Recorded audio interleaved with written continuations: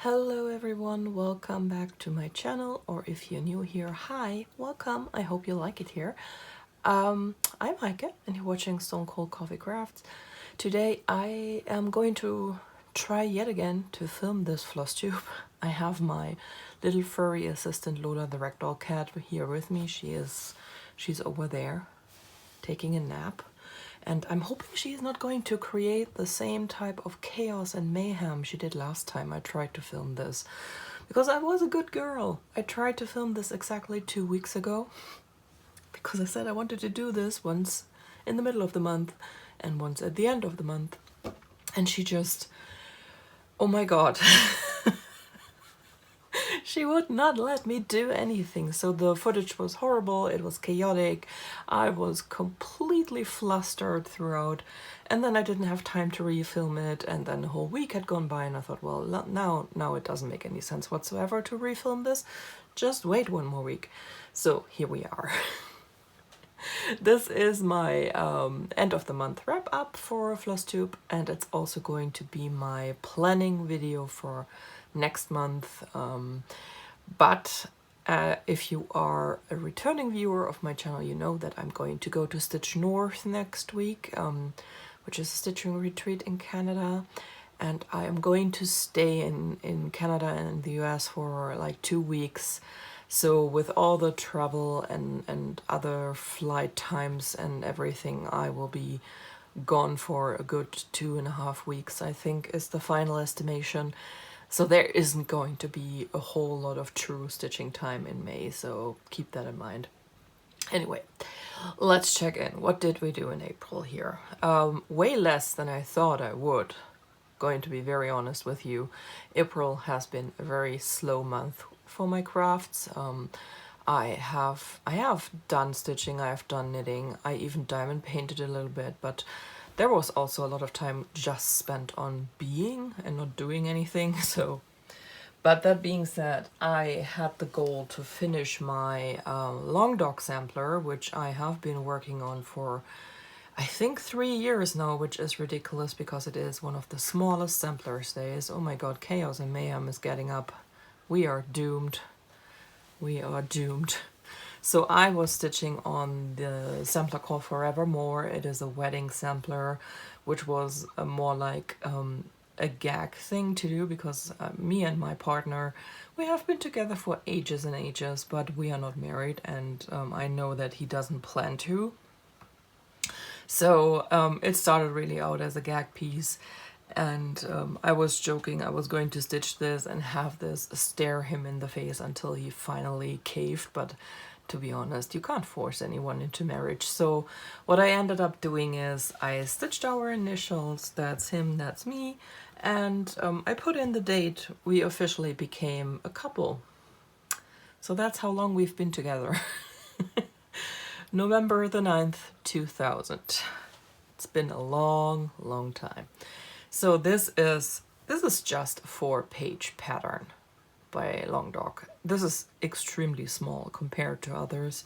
Still, it took me a long time to work on this because I think while I love Long Dog, I love the quirky humor, I love everything about them, the little details and everything. Monochromatic samplers, I think, are just not my jam. At times it just couldn't hold my attention whatsoever, and then there were other times, like this month I stitched on this like 3 or 4 days and then it was done. It is all very weird, so I don't know if I will ever attempt another Long Dog. There are quite a few I would love to have, but if I don't enjoy the process, I am not entirely sure. Anyway, this is stitched on a fabric by hand dyed by Rolanda. She is on Etsy, and this is a one of a kind. It is just a blue 28 count opalescent linen fabric. It is so beautiful, and the reason I stitched this on this fabric is because of the something old, something new, something borrowed, something blue thing. So also because I really, really love this fabric, so I think it really works well together with the silk floss, which is Silks for You in Australia. This is the, I have forgotten to check which number this is, but basically it is going from ecru to this creamy beige color.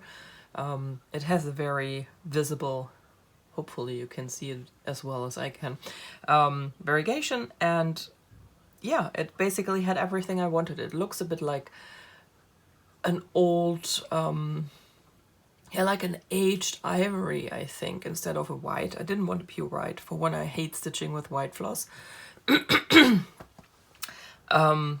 Well, I should say with white cotton floss. Silk, I later discovered, is just fine in white. So, but I didn't have that at that point. So that's why I picked this color. Other than that, it is stitched as charted. I didn't make any changes. I hope I didn't forget any backstitching. These patterns, if you get the digital chart, they are pattern keeper compatible. So it's really easy to work on. But you can also, if you do not have pattern keeper, or if you, like me, are actually an Apple user, pattern keeper doesn't work on Apple. I started out working on this before I got an Android tablet. Words, slow down. Specifically for pattern keeper, I will admit it. I just got it for pattern keeper. I would work on the PDF documents directly, just marking it off on the document with a highlighter. That worked too. So can recommend. It works with her patterns, I should say. It doesn't work with every PDF pattern I have gotten. So with hers, it does. So yeah, that was the focus piece for April, and I'm quite happy that I managed to finish this because, like I said, it has been on my frame for, I think I started it in 2020, in May of 2020. It's ridiculous. This should be, for the way I stitch, this should be a start and finish in 1 month. But it wasn't. So I'm just glad it is done now. And yeah, I don't know if it will ever be framed. Probably not, knowing me. I have so many finished pieces now that are not framed. And probably never will be. Second piece, which actually should have been the first, but there's quite a bit of story here.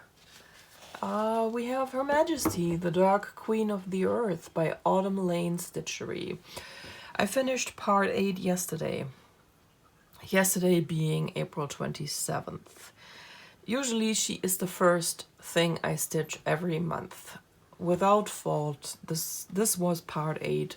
For the previous 7 parts, it was the first thing I picked up each and every month. This month was Face Month. The face got released, so if you weren't here last time, what I stitched this time is the face and the hair. And I'm not going to lie, the initial face that was released, the original face, how it's now called, it was a face. My first reaction to it was very visceral, and it contained at least one expletive, so I knew it was not going to happen. I'm not going to say it's a bad face. I have now gotten used to it a little bit. I have seen multiple people stitch it, and on some people's queen I like it, on others I don't. I think it really depends on the way the person stitches, how much tension they have, probably also the fabric size. I know that a lot of people stitch on 32 or 16 count fabric, and I'm pretty sure that everyone I've seen it do on this fabric count is on the I don't like this list. Yeah, it's just, I don't know. This face got a reaction from me. What I liked about it was the hair, which is this straight flowy hair, and also these petals here, the flower petals that grow out of her head. I really, really like that. Well, in the email that announced the original face, Erin also showed more or less the design of an alternative face. We already had alternative faces or one alternative face for the Dark Queen of the Sea, but the difference was that for the Dark Queen of the Sea, both faces were pretty much the same. There were just small differences, like there were a little bit of difference in the eyes, in the mouth. I think he gave her a little more contour in her face for the alternative, but the overall shape and look was not super different. For this one it was. The second face looked more like a wood elf. It had this face coloring, so these are the skin color numbers for the alternative face, and the original was very light green pasty thing out of a Japanese horror movie colors. And she basically looked like a tree with elf ears, and she had a very pointy, slim face. So I decided to stitch that one, but it wasn't done at the first, so I kept waiting for that, and I think he released that slightly over a week ago, I think. I don't even remember. It took at least until the middle of the month for it to be released. I think even a little bit longer. And when he released the second one, something is wrong with my frame. It is just not right. When he released the second one, he dumped a third one in there. He said he only did it for the eyes and the mouth. Never intended anyone to stitch it. She had different skin color, everything. But you know, I just liked the shape of the third one, the face shape, because she wasn't just as... The elf was supposed to look like a tree, but she looked very emaciated, I think is the word. So yeah, not 100% what I was looking for. And this one had this very, to me, very pleasant face shape. Also, I loved the eyes, the giant wing, eyeliner wing she has, and I liked her eyebrow shape. Basically, I liked everything about her better. I liked the slight hint of a cheekbone backstitch, and not the harsh backstitch lines that the other two have. So what I finally decided was I was going to use the hair and the petals from version 1. The face from the alternative wasn't ever supposed to be stitched face shape, and the skin color of version 2, because I always imagined my Dark Queen of the Earth to be brown. So what I ended up doing was charting it that way, and then I got very indecisive about the hair. There's going to be a hair pack that he's going to release. It is still not out. I don't know which colors are going to be in there, but on the Dark Queen of the Earth Facebook group, someone showed a very similar thing. That person stitched phase 2, so the bark tree looking phase, but she also used the petals. She just left the ears in, and she decided to do the hair and the coloring of the second version. I'm probably going to have to put pictures in. This is so confusing.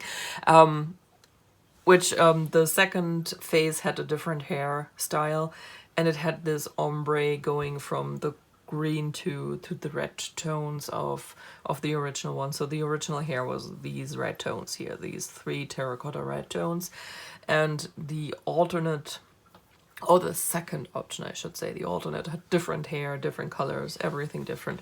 The second phase option had this ombre going from green to red, but the top wasn't added in yet, because I am imagining that her crown looks like it's going to be a mixture of these big horns and also tree twigs, branches. And I'm imagining that for the second version, these branches are going to grow out of her forehead, basically. And for her, it's going to be like a crown put on top. So that person basically didn't stitch the upper part because there was no upper part yet.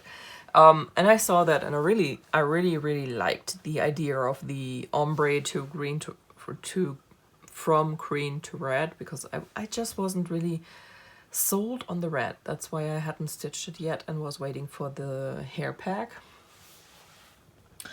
And yeah, I decided to go with it. I think the only thing I have to do, because it blends in a little bit, is here with the neck. I think I'm going to give it a subtle-ish backstitch, methinks. But other than that, I am currently quite happy with this. I have thought about maybe going back in, pulling a few stitches out and trying to blend better from the lightest red to the medium, because I feel like it is a tad bit harsh, but I'm not entirely sure yet. But that's where we are currently. And I'm kind of glad that I finished it. After all, I did not feel good knowing I would fall behind. I have not fallen behind on the Dark Queen of the Sea ever, and I didn't want to fall behind on her because this is a lot of stitching. And while I can do a lot of stitching, I am afraid that if I fall behind, I might feel like this is too much work, which is not true, but doesn't mean my brain doesn't do that to me. So anyway, so this is, let's get back to the information on everything. This is not stitched on the called for fabric. I am stitching this on a 28 count linen in the colorway Thunder by Barbarol Creations in Hungary. It shows a little bit more blue than it actually is on screen. So this is a warmish purple with golden, I think you can see the golden splotches. And I felt like it fit the warm color palette of the Queen quite well, and the overall kind of doomy feel of it. Also, there isn't a single purple in this color palette, and I prefer to go with contrast. I don't want to have my pieces blend into the fabric, if at all possible, which is one of the reasons why I didn't get the called for fabrics, because they were beautiful, but one of them was green and one of them was light brown golden, so I wasn't so sure if that wasn't going to blend a lot. So that's why I went with this. Also stitched with all the called for DMC, Rainbow Treasure Braid, is it Treasure Braid? The Rainbow Gallery glitter floss, and some Rainbow Gallery Silk Lame, like here for example. This light yellow is Silk Lame floss. So basically, so far I haven't made any changes, but of course I know I have changed a lot with smashing these three options together. I've also decided to stitch the back stitch on her neck choker part here with the glitter floss instead of the yellow. But it's so minor changes, except for the hair color. Wait, I think I added, did I add this color? Yes, I added this color in. This is 165. That was not on the initial color list, the lightest highlight. It's just a few stitches, but I added this in. There's actually, these greens are the avocado green color family, and there are actually 4 of them. I just didn't have the lightest, and since it was not called for, I never got it for anything. So yeah, that is what I changed so far. I am not expecting a whole lot to change. Also, good news, my bead pack has finally arrived at Jessie's house, so I'm going to pick that up when I am over there in the next 2 weeks. Can't wait for it, because this was already part 8. That means we only have 3 stitchy parts left, and the 4th one is going to be beading and whatever crazy backstitch Aaron has planned this time. So who knows? I don't know if he actually has some crazy backstitch planned, because this time I don't think that we are going to have as much, you know, on her tentacles he had all this magic in the glitter floss stitched. We are not going to have a big canvas like the tentacles this time, but I think that her leg part, which you currently can't see, but I don't think she's going to have legs. I think her leg part is going to be like either tree stump roots thingies, or maybe more of these vines, but I think we are going to see something like this here. More wood is what I'm expecting currently. Just me speculating. Needleminder is by Agnes Littleminder on Etsy. I can give you hopefully a bit of a close-up. She does these beautiful dragon needleminders.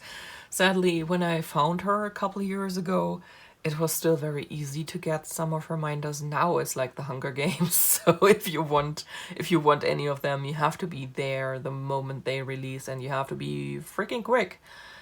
Just a quick warning. I'm just glad I found her early enough that I have a small collection of those needleminders, because now I just don't bother. Usually they are sold out, and I never stand a chance, so meh, boo. So this is what I have been working on this month, and I met my 2 goals.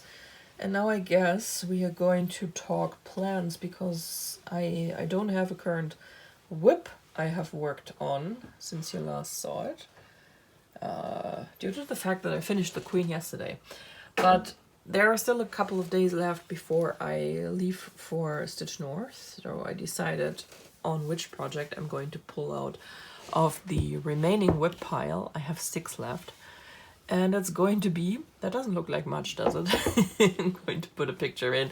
This is Miss Christmas Eve by Mirabilia Designs. Started her end of last year, I think, and I decided, even though it is not Christmas, that I want to go back to Mirabilia. I find them really soothing and rhythmic to stitch. Also, I recently promised one of my online friends who watch my streams that I'm going to make a video on how to bead on a cross stitch, and I think the Mirabilia is going to be the perfect thing.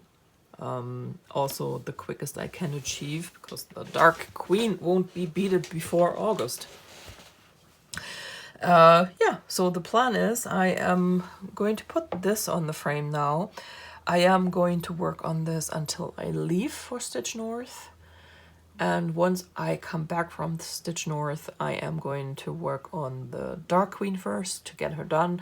And whatever time I have left in the month is going to be spent on her. That is the plan. I am pretty sure she will not be a finish for May, because I return on the 19th. And that is not a lot of stitchy time left to finish a Dark Queen drop and a whole Mirabilia. I have like 12,000 stitches left on her, but I never intended to finish any of my whips in May anyway, due to the travel, so that is fine. She is going to be my focus piece for May, and I'm probably going to carry her over in June and try to finish her in June instead. What else is there to say? So far I have only stitched like 3 colors. They all called for. This is a piece of 28 count opalescent, I think it's called Old Gold, again by Barbarol Creations out of Hungary, and both of these needleminders are by Hobby Wishes on Etsy. Another great polymer clay creator out of Germany. So actually right around my neighborhood. She is like 20 kilometers away from me. What is that, like 15 miles? Super close. So that is my focus project plan, but I'm not going to bring something this big with me to Stitch North. So I have a couple more plans, because I planned some new starts. I am going to bring 2 Owl Forest kits with me to Canada. these are two of these very small kits. They are just 111 by 111 stitches. Very, very easy to pretty much ferry around because they weigh nothing.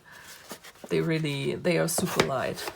And I'm not going to take the boxes. I'm just going to put the stuff I need, which is going to be the floss, the fabric, and the Needleminder. I have the digital version of the pattern. I'm going to take my iPad with me. So this is all I have to take. So this is very easy to transport. And I've decided to take two just in case I get bored or something.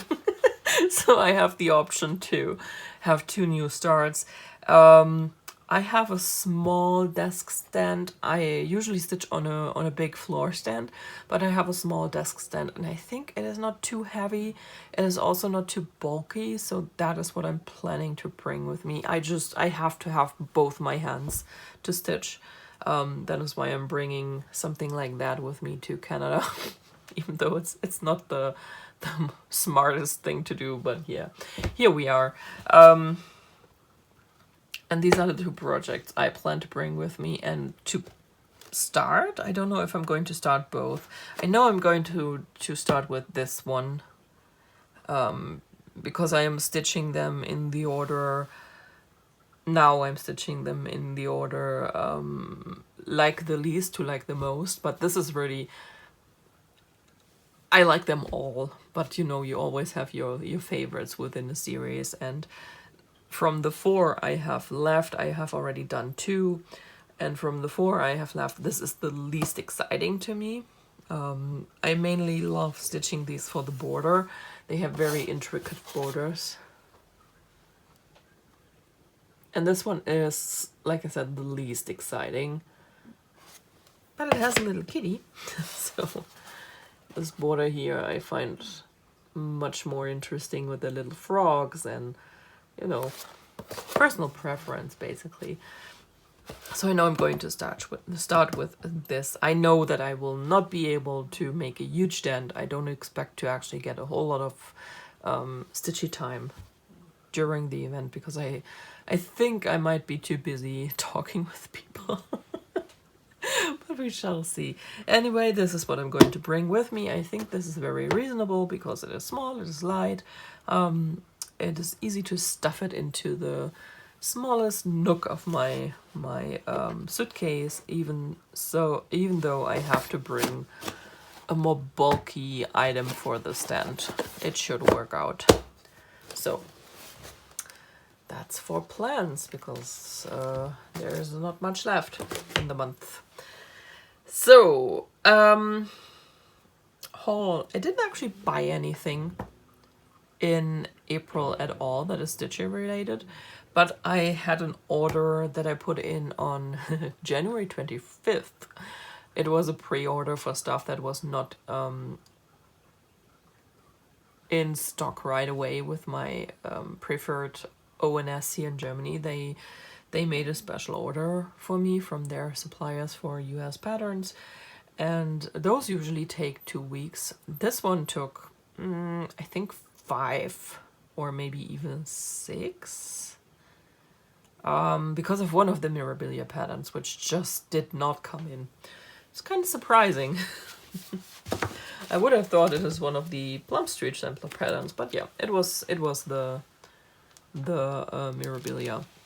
So I got 2 of the Plum Street sampler stack patterns because I'm still planning to do 1, maybe even now 2 of these stack samplers. Give me a moment.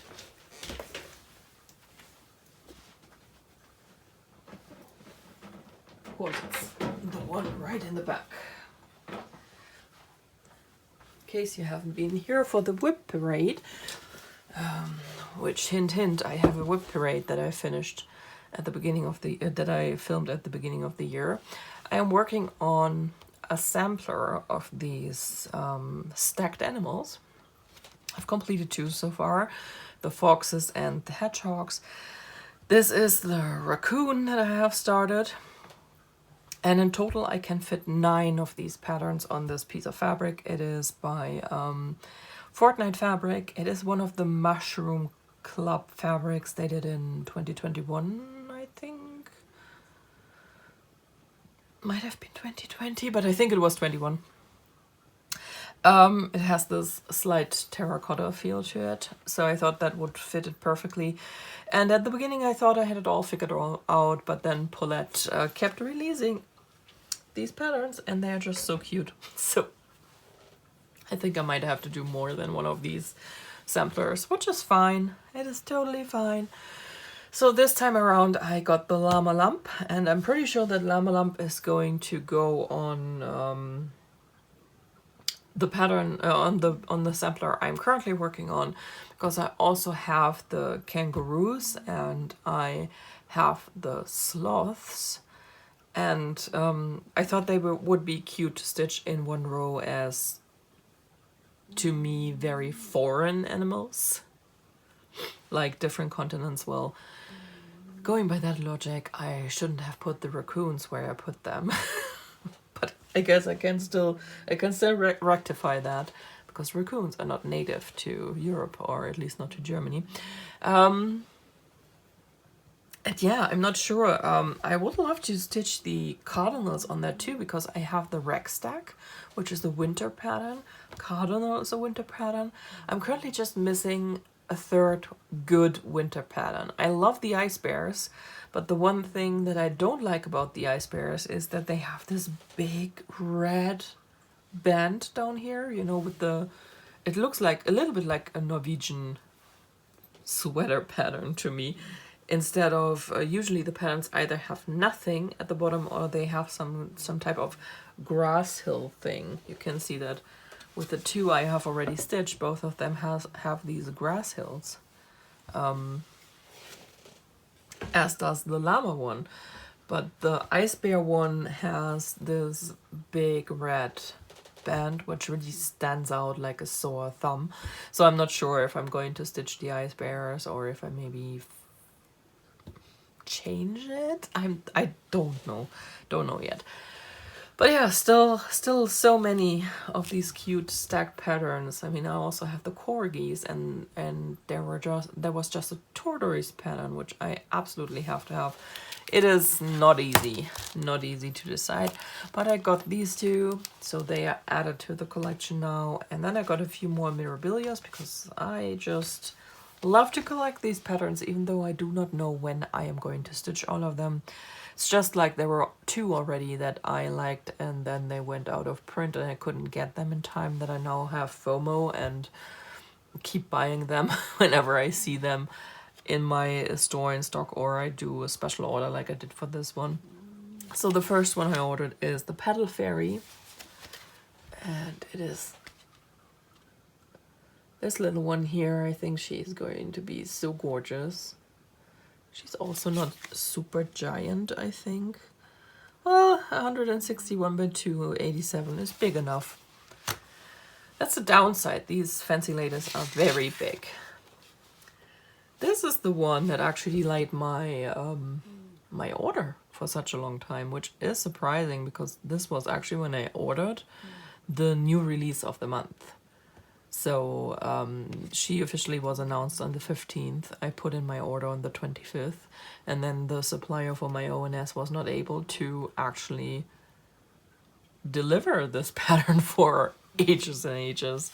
It is Nightingale, and I usually don't gravitate towards something like this, but this just grabbed my attention for whatever reason.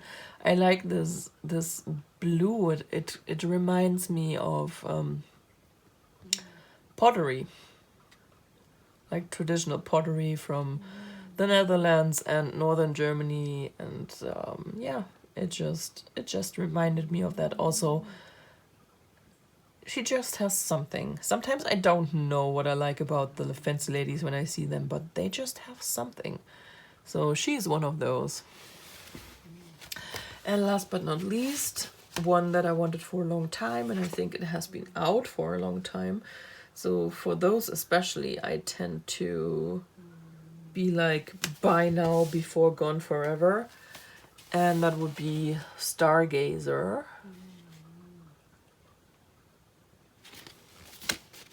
Or the Stargazer.